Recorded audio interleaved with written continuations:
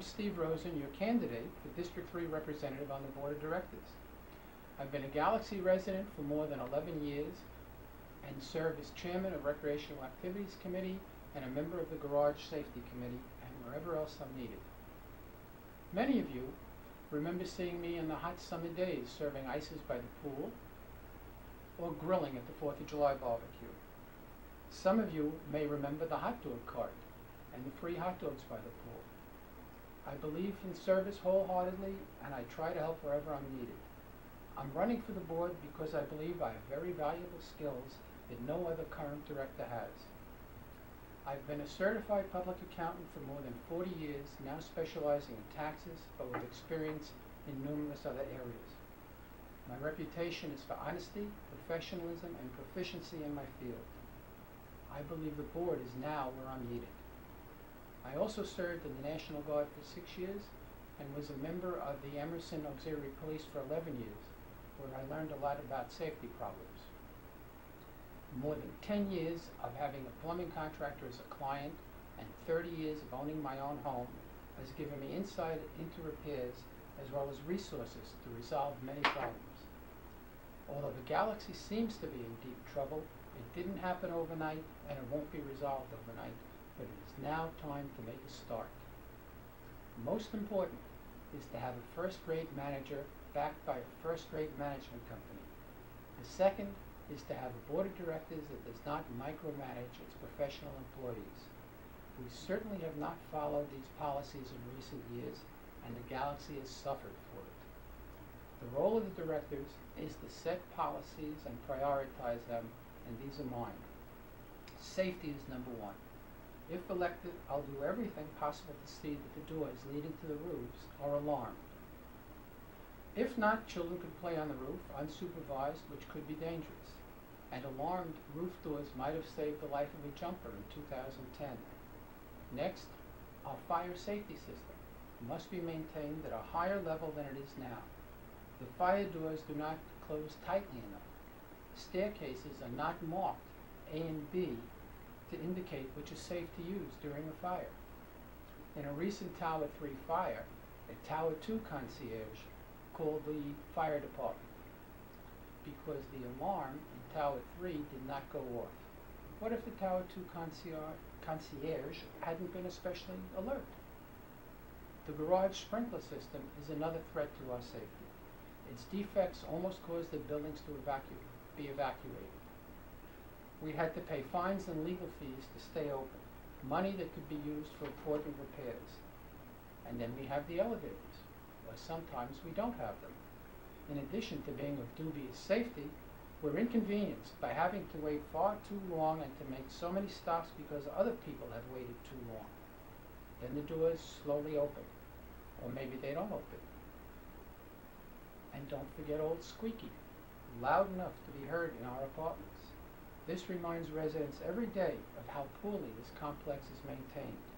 The solution is relatively simple. We find a first-rate elevator company, not owned by a friend of a board member, but the best available. We negotiate a deal to rebuild one elevator on a pay-as-you-go basis. As soon as we can afford it, we contract for a second elevator, and so on. Where will the money come from?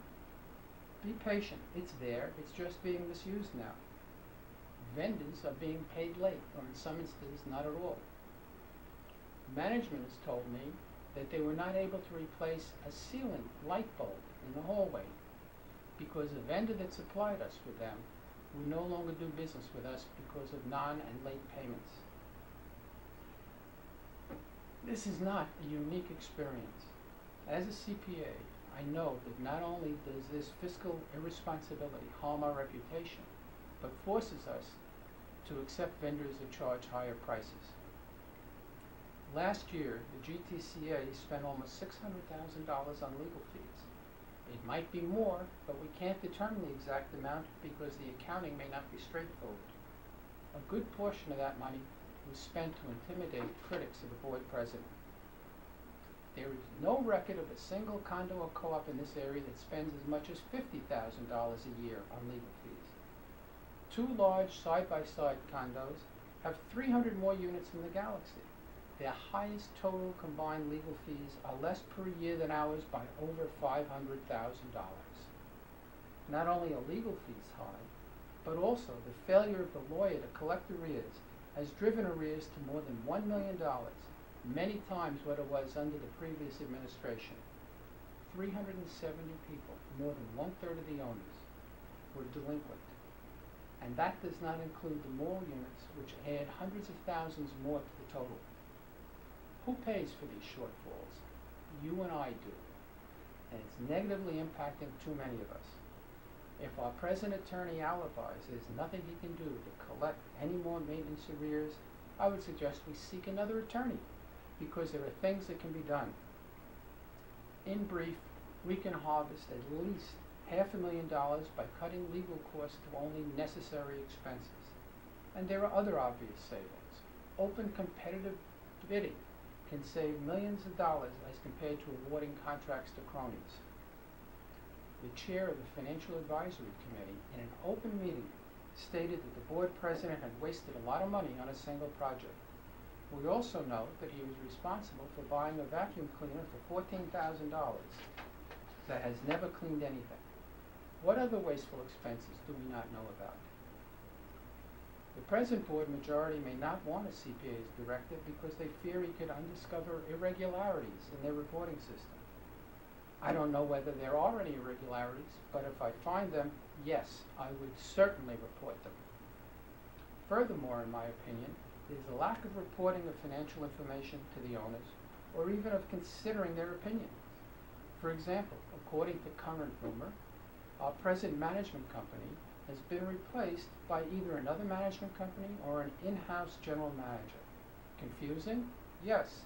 But the board is not reporting the truth or asking the opinion of those of us who pay maintenance. And speaking of maintenance, I'm appalled not only by how much we have to pay, but by how that money is extracted from us. In addition to numerous special assessments, we must also pay additional sums for gas and electric. We're over budget every year because the board lowballs the expected amount for utilities, and we pay extra in many months. You may not be aware of how much you're actually paying. This month, I paid $293.21 more than in December, mostly for what the board calls gas and electric variance. How much of this variance did you ever get back, especially in most temperate months? If I'm elected, I'll urge more openness about everything that affects the residents. Let the sun shine in. It's a lot better than the darkness in which we now live. I promise to have a meeting with residents once a month to answer questions to the best of my ability. I'll report the truth without cover-ups. And if a matter is truly confidential, I'll give as much information as possible without injuring innocent parties. People ask me why I'm running. 2 reasons. First, this is our home, and we want to live here in peace and comfort, as we did since we moved in 1999.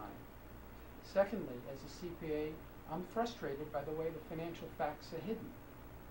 Deficiencies are covered up so that owners don't realize the perilous financial condition we're in.